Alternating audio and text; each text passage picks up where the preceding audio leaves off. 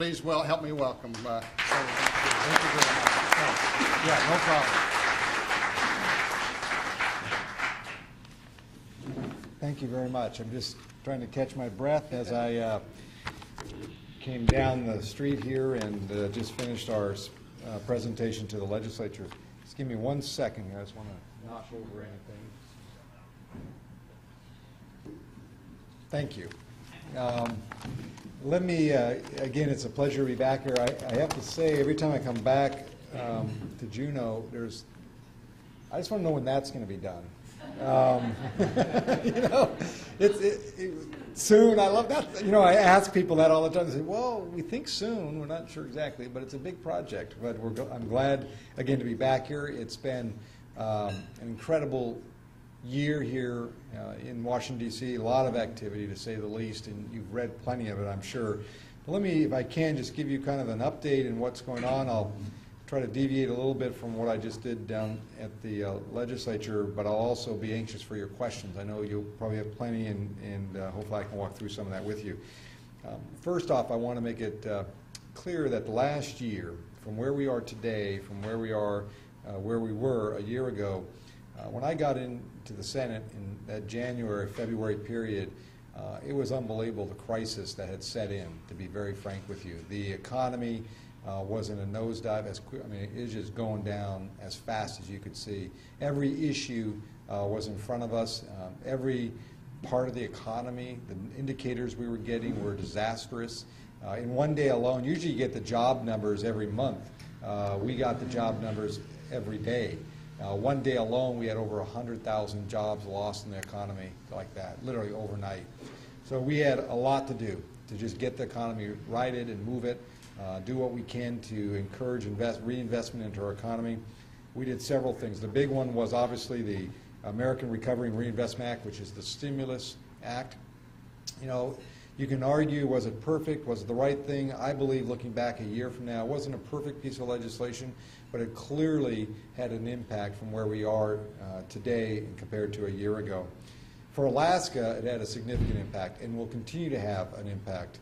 I'm glad you guys are sitting in your window. So the impact will be felt more this year than last year. 60% of the funds that are coming through the stimulus dollars will be hitting the streets as we speak, this March, April, May, June. Most of it will start flowing. For Alaska, we received about $1.6 billion to date. Those dollars are spread in a lot of ways. Hopefully you can hear me over that. For Alaska, it means road money, airports, improvements for hospitals, a variety of capital improvements throughout the state. For another segment of the stimulus bill was not only infrastructure investment, but a third of that stimulus bill nationally, which was about $300 billion nationally, went to tax relief directly to individuals, for seniors, disabled veterans, and working class Americans, middle class Americans, in payroll tax reductions. Along with that, in Alaska, we had some money also set aside for education dollars, which was spread for operational. For us, compared to any other state, we received the highest amount per capita. So in my view, it's going to have a long-term impact for us, for some of the projects that are being worked on, but also for this period of time, this last 2 years, year and a half, we have not, even though our unemployment is one of the highest in the last 2 decades, we have not felt the pain as much as the rest of the country. We'll see, again, this money start flowing as we move in this next 4 or 5 months here, and it will be spread probably over the next 15 months. Along with that, the Senate's #1 priority this year is job creation. We know we have to continue to work to move the economy in the right direction. Our objective is to give the tools to the private sector, help out states and cities where we can, make sure infrastructure is being built in public infrastructure, but really kind of move that money out there so people can utilize it. But also making sure we have legislation that helps small business. For example, for those small businesses that are buying equipment now, instead of just a little bit over $100,000 you could write off an equipment expense in the first year, we've moved that amount up to $250,000. That's an important piece, predominantly targeted for small businesses that are investing in their businesses and can now take that reduction or tax deduction this year rather than over a spread of 5 or 6 or 7 years, depending on the depreciation schedule. We also have within this legislation that has passed allowing a break on paying Social Security for the rest of the year for those that hire unemployed, that have been unemployed for the last 60 days. We also ensured that the transportation funding was extended through the end of the year. For Alaska, that means another $54 million in transportation funds. The state will allocate those dollars as they have every year, but having an additional $54 million means jobs that they can put into the market now rather than a year or two from now. Another piece that's, I think, pretty significant, and it's called the Build America bonds. Cities like Anchorage have used them. Fairbanks Borough has some bonds up right now. They're planning to use them. The North Slope Borough has used them. The Wrangell Hospital is going to use them. What are these Build America bonds? These are bonds that when you sell your bonds, you will be able to have 35% to up to 45% of the interest costs taken off. In other words, paid by the federal government. It's almost like debt reimbursement. That means for Fairbanks, for example, they're going to save taxpayers almost $8 million in interest costs. In Anchorage, it's around $29 million. Wrangell, in their hospital they're working on, will be able to fund almost 75% of their hospital with these Build America bonds. These have truly proven to work. We put $2 billion in the stimulus bill for authorization. There is over $50 billion in requests. We're not taking any additional risk. We're just making sure that the interest costs are shared between the federal government and the local taxpayers, basically saving taxpayer money. The other things that we've been busy, especially here directly, after almost 20 years of dispute, the Kensington Mine, which we were happy to engage in aggressively on doing what we can to make sure that mine moves forward. We've had several meetings with the EPA, and getting them to move forward on the permitting was critical. As you know, that project for Kensington Mine will bring 200, 300 plus jobs to the community. We were proud to be able to be part of that equation. Today, along with some work we've already done on the Outer Continental Shelf, making sure that Chukchi and Beaufort have the permit processes, shale gas development up there has the permit processes they need. Today, the President has announced the OCS plan for the next 5 years and the 5 years after that.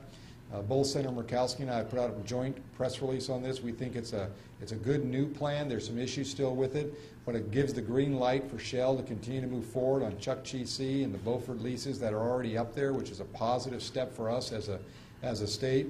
It also says on the next 5 years, they'll have additional research and information they want to gather on it. We're fine with that because we'll prove, just as we've done already, that we can do the development the right way up in the Arctic.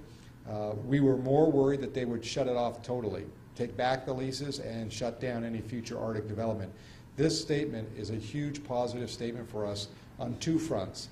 One, it moves that development forward, but two, he also listed out down from Virginia on down other areas of the Outer Continental Shelf that's now available for development. Why is that important? We get more allies from states that we have not had allies from in the past on OCS. But the second piece, which is even more important long-term for this state, is the ability to now advocate aggressively for revenue sharing in the OCS and federal waters. Louisiana has it. They get 37.5% of the dollars that are produced off of federal lands, OCS federal lands, for her state or for their state. Alaska is not part of that equation. That happened a few years ago. It has been my #1 priority when I've came to the Senate. It looks like now we're going to have some new allies.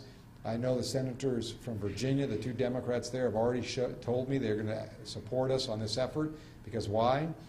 They have OCS now off their coast. So self-interest has a huge value for us, and we're going to take advantage of it.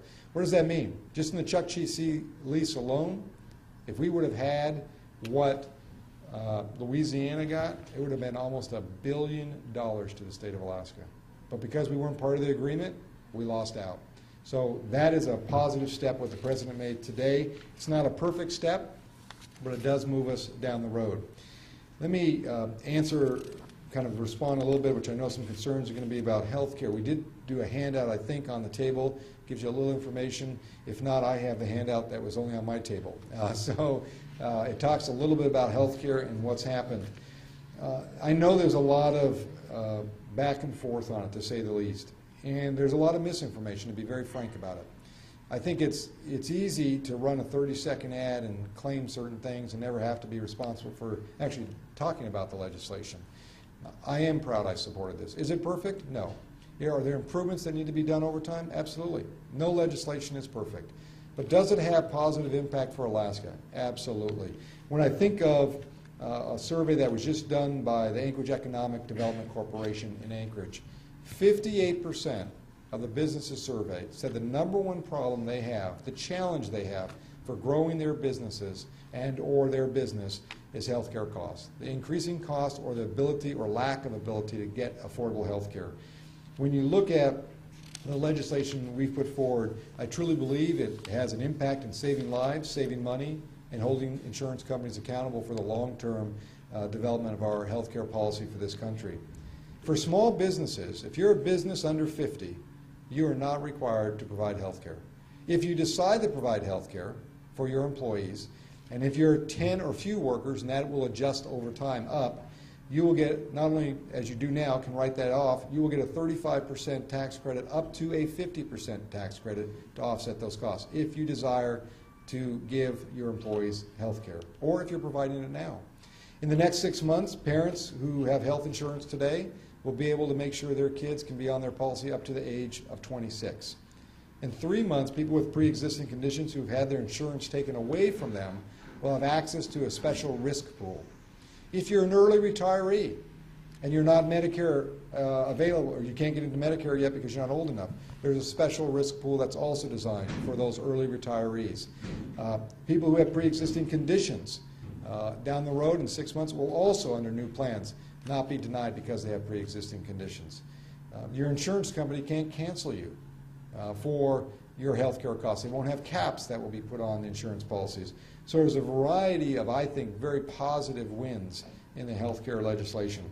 The other piece, and this was done by a bipartisan group, it's the Congressional Budget Office. It's not run by Democrats or Republicans. They estimate for the first 10 years, $143+ billion it will reduce the deficit by that amount. For the next 10 years, $1.2 trillion reduction in the deficit. And people say, well, how can that be? Well, because the United States is the government is the largest provider of health care between VA, Indian Health Services, Medicare, Medicaid, and this legislation has specific cost containment measures. And when you achieve those, it has a direct positive benefit to lowering the cost of government and therefore lowering the deficit and debt to this nation. So there's a lot of, again, nuances to the legislation. As time progresses, you'll hear more about it in more detail. The documents we put out on the table are some of the newer stuff that we've been able to produce, and if it's not enough out there, you can go to our website. I think we have these on there now. Lots of information on the benefits. More will be coming out there. And some, I think the Small Business Coalition document that's on there is not produced by us. That's produced by an independent group that looks out for small businesses. They talk about, for example, the exchanges. This will create a larger pool that you can buy into, private insurance, competitive insurance, but a larger pool so you're not subjected to just, if you have 2 or 3 employees, that's your pool of insurance. You get a larger pool that you can tap into. The last thing I'll mention, then I'll open for questions if that's okay. I like to give a lot of time if possible for that. We recognize that the fiscal issues of the federal government are getting enormous. And everyone's going to be pointing fingers on everybody did this or someone did that. The fact is, it doesn't matter if you're a Democrat or Republican. For the past 10+ years, everyone's at fault. There's no question about it. Here's an interesting statistic. In 2000, there was a budget surplus of almost $200 billion. If we would have kept on the path that was laid out in a bipartisan way, and we kept moving forward, by 2006, we still would have had a budget surplus, but the difference would have been the national debt would have been zero. Zero. But what happened? The last 10 years, 2 wars, very expensive wars, unpaid for. Tax cuts, which 1 trillion of them went to the 1% of the 1%, which was unpaid for. The economy, the crash that occurred, several things. The stimulus bill, 100% agree, it wasn't paid for. But we knew between all these things, this all mounted up. But the things of the last 10 years were enormous. And now we're paying the price. I just got selected, appointed to the Budget Committee recently. I'm not sure if that's penance or not sure why they did that, but I think it's probably because some of the stands I've taken. The chairman of that committee is a budget hawk. I took a couple positions that were contrary to my party and my leadership. I was the only Democrat, for example, to sign on with 39 Republicans on any dollars that come back from the TARP money that was out there. It needs to go back to pay the deficit, and any surplus dollars, money that hasn't been spent of the TARP, needs to go back to pay the deficit. That didn't sit too well with my leadership, but too bad. That's what I believed.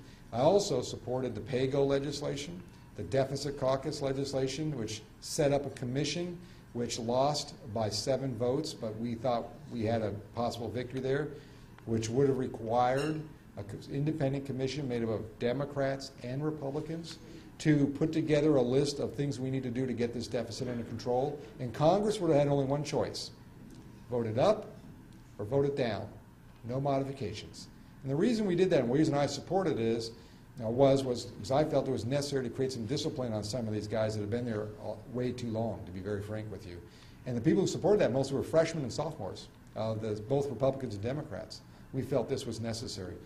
I also supported a piece of legislation that lost by 2 votes.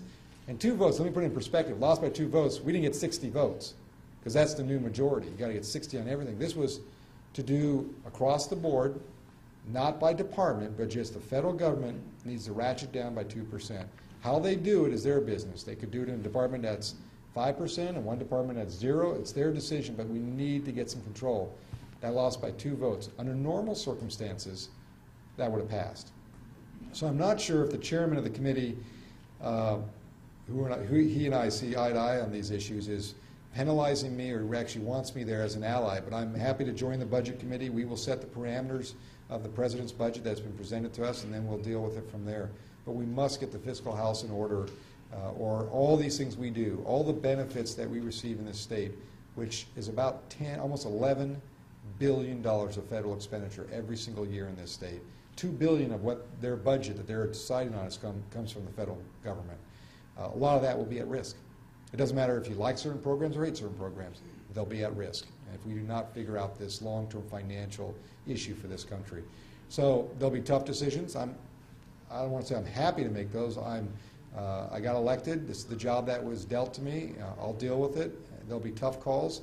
Some will like them, some won't, but we got to move forward in dealing with this, or this country is going to be in a major hurt in a few years.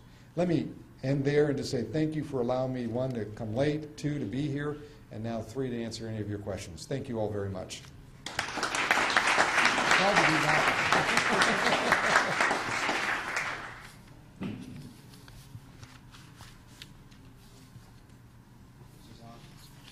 Is it on? Is it on? Okay. All right. Well, Senator, thank you. That was very informative. And you've already addressed some of the questions that I had collected from our membership there. So I'm going to change the first one just a little bit. Okay. The majority of your Alaska constituency opposed the Obama health bill changes. So can you convince your constituency in Alaska that your vote was the right thing to do and that it will not cost them more money? I don't know if I'll ever convince the voter. Time will decide that. And if you make your decisions always by just putting your finger in the air and testing polls, there's a lot of things we'd wonder about. For example, when Medicare was passed, only 28% of the population in this country supported it. I think if today I said, geez, we're going to cancel Medicare, I would not make it probably 2 blocks from here, to be very frank with you. Polls are important gauges, but not what should make your decision. For example, I had a great debate with someone on the airplane today, coming down here. Exact same question. So I asked her a question back. And I said, well, I read a poll, and I have, and it's an official poll, that says 47% of this group that was surveyed believe President Obama isn't a citizen. Does that mean that's right? She actually agreed with that, but which I thought was interesting. There's an interesting discussion after that point. I won't talk too much about it, but you know, polls are important gauges for the moment, but they are not the final deciding point.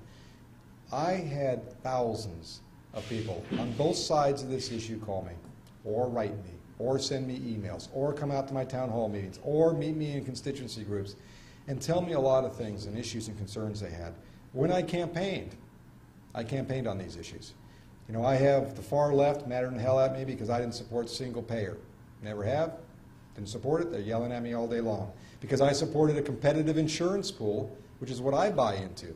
I pay $5,500 a year to buy into a competitive insurance pool as a federal worker. I thought that was a good way to do it. It creates competition and gets enough out there. Well, I can tell you, far group on the left didn't like that. I can tell you on the other side, there are some ideas that I supported and actually are now in this that are, when I went to meetings and I said, tell me what you would want in a piece of legislation. And they would say, well, we want you to do competition over state lines. This does it through the exchange. They said, we want what you have. This does. The Senate version is a very centrist. Oddly enough, if you go back to 1993 and you look up the Republican-sponsored legislation on health care, supported then by about 24 senators, Republican senators, and Senator Ted Stevens, it's almost exactly like this legislation. That's how centrist this is.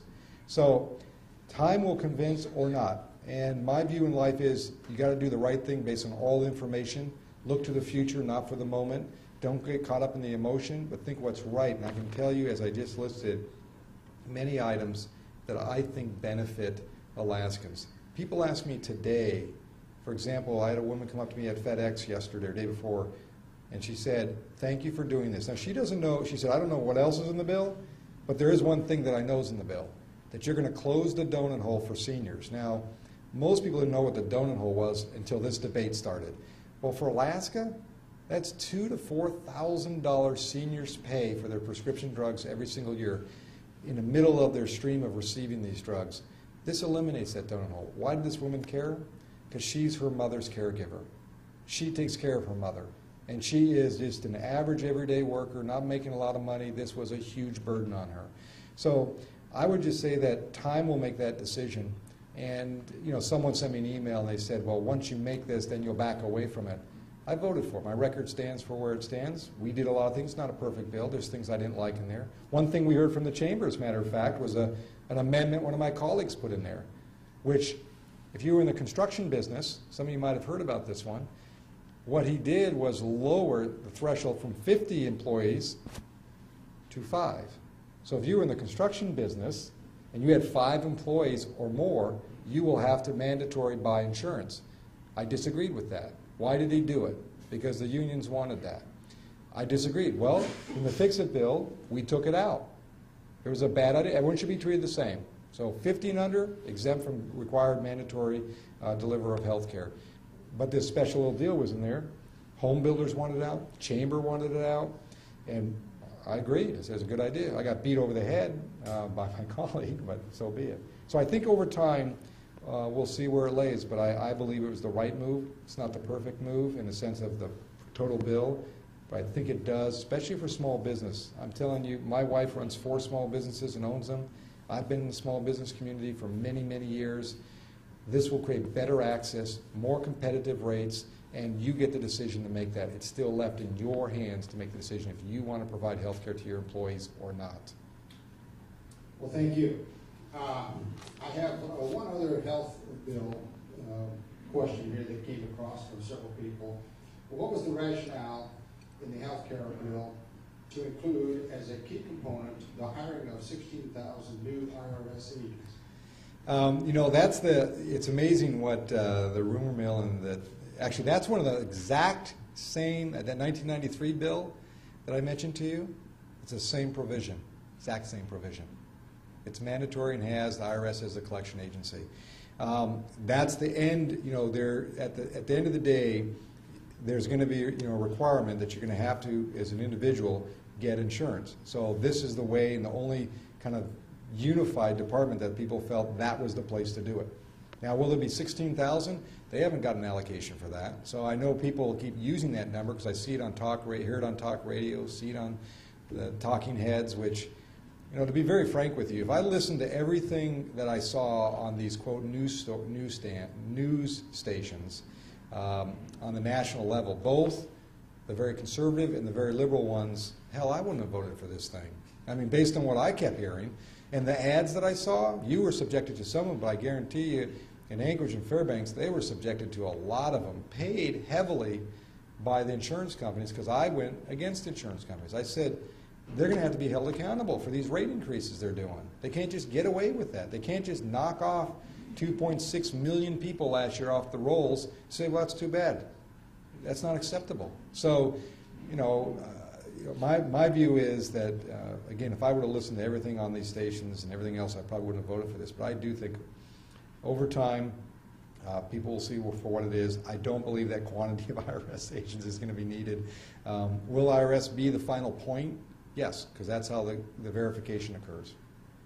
Well, thank you. I can see that I shouldn't have cut the real tough questions you handled these very well. Okay, listen, you've touched on ANWR. Let me get to another energy question. Within a month, the EPA is going to start regulating greenhouse gas emissions from vehicles. The Clean Air Act says that once vehicles are regulated, stationary resources, CO2, have to be regulated. Your colleague, Senator Murkowski, has at least 3 or 4 Democrats, including Senator Landrieu, yeah. Supporting her disapproval resolution to stop the EPA from doing this. Alaska's businesses need protection from this outreach by the EPA. How are you going to vote on Senator Murkowski's disapproval resolution?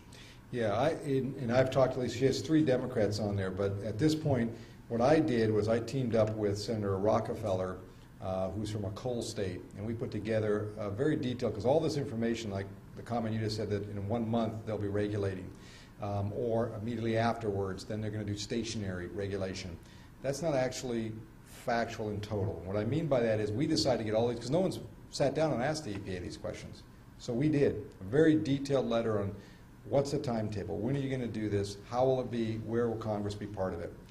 And it was very clearly laid out that non-stationary, mobile emissions will be starting to be regulated, but stationary, and especially small quantity stationary, won't be for almost 2016 or further out. So there's a long haul here. On her resolution, I don't support it at this point because I think the approach we're going to take, we're working now on energy legislation, and one of the clauses that we've asked to have in here, which is so far part of the discussion, and probably will be in this, is what we call EPA preemption. What this means is the legislation, once in place, EPA can have all the rules they want, but as long as you follow what the legislation is in place, you don't have to worry about that. That's a critical piece. The oil industry has asked for this. I believe it's the right thing to put in. If they're following the rules of the law, then they shouldn't have another rule layered on later on down the road. So on hers, I get a little nervous when politicians want to move to becoming scientists also. I think her point is a good one, and that is EPA has to be hammered back a little bit. Just as what we did here in Kensington. I could have got out there on the Senate floor, screamed and yelled, pounded my fist. Instead, we sat down with them and made our case with Kensington Mine and their arguments, and we won. We made our case on Shell and OCS. We won. I mean, that's how we approach it.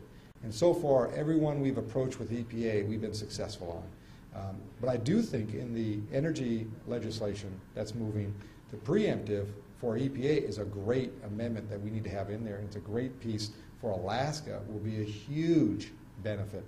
But it also says this: if you're a bad actor, EPA is going to regulate you. Now that should scare the pants off of them and keep them focused on the law that we're all agreeing to. In other words, we're not going to do this in a vacuum and say to the industry, here's the law. What we're doing is working with industries to say what will work. And this is the one thing they've asked for. They call it certainty, preemptive, and we agree. So that's how we're going to approach it. At least I'm going to approach it. And so far, her resolution has not come up for a vote. I'm not sure where, when, and if it will. Okay, thank you. And we do appreciate your support for Kensington. That was a major... That was a great victory. That was fun, actually. I hate to say that my staff thinks I'm a little insane when I say, we're going to go do what today? We're going to go meet with the EPA, and we got to really help them get straightened out. I said, that'd be fun. I said, I'll look forward to it. And we won on the facts. And that's how we win these issues, because then they're sustainable for years to come. Okay, one more energy thing here. This kind of addresses the polar bear issue and a couple others here, but climate change will likely have a greater impact on Alaska than in any other state. It will also result in more restrictions on Alaska than any other state for such things as protection of the polar bear. What is your position on climate change legislation, including cap and trade, and how will your position protect Alaska, both environmentally and economically? First off, I want to make it very clear, climate change legislation should not be used to utilize it to go after the issues of endangered species. In other words, I know some of the environmental community wants to do that. They want to use that as their vehicle. That's not the appropriate vehicle. Second, one of the things that Senator Murkowski and Congressman Young and I did just very recently, we sat down with the director of NOAA and laid out our concerns that it seems like every time we turn around, there's some new ruling or some new document that's putting something at risk in the state. And one of the things we ended up discussing was what they use is, and I'll use this in quotes, the best science available. That's how they justify some of their decisions. And our argument on that is, well, what happens if you don't have the best science available at that moment? So, well, we use what we have. I said, well, doesn't that slap in the face of good science? And they said, well, but that's the law. We use what we have. Our argument, all three of us said, well, shouldn't you go back and say, until we have the best science available, you can't make that determination. An interesting note, after an interesting discussion, we held this meeting, for any of you who've been to Congressman Don Young's office, we held it in that office on purpose. And it had, some positive impact. They recognize that's a good argument. So now they're coming back to us with some recommendations on how to solve that problem. Because, for example, like belugas, and I know this issue very well being the mayor of Anchorage, they don't have the science. They claim they do because they say, well, that's the best available. Well, that doesn't mean that's all the science. That's just what you have for that moment. So our argument there is they don't have the science. An example would be the water utility there. They may now require them to do primary care, or primary treatment. Well, that's a $400 million cost to the ratepayers, even though the water utility there has done 20 years of study with the EPA, and the EPA has agreed every single year you have no impact on the belugas. So that's this craziness. So we think we have a chance to have some impact. With climate change legislation, it's why we're engaged in it. For example, we got to protect our refineries, which is very important. On the flip side, we want to make sure we have adaptation money, because we have serious problems on the coastal areas of erosion and other impacts, so we want to make sure there's a resource there to impact us in a positive way.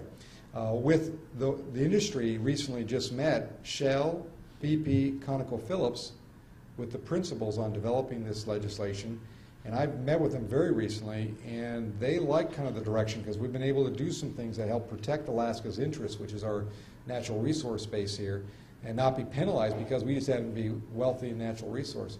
So it is a cautious approach. You can't just say, let's just do it because of emissions only. There's many other factors. There's the economic component that has to be part of this equation. There's the protection of the natural resources. If we truly want to be more energy independent, you can't shut off 1/3 of the gas supply of this country, which is Alaska. You can't do it. So what you saw today with the president announcing OCS was one of those steps signaling that this climate change legislation, this energy legislation, has to be a lot more moderate than where it started on the House side and where Kerry Boxer had it last year and where it is today. But we are engaged heavily to make sure. And Mary Landrieu from Louisiana and I have this tight pack that where we go together because we have strong interests, and because we're part of the Democrat caucus, we have an ability to bring some other Democrats along. I think we had better stop there. We are going to try to get out of here at 1 o'clock so we can join the governor's march over here. So excellent. Please help me get them. Thank you all very much.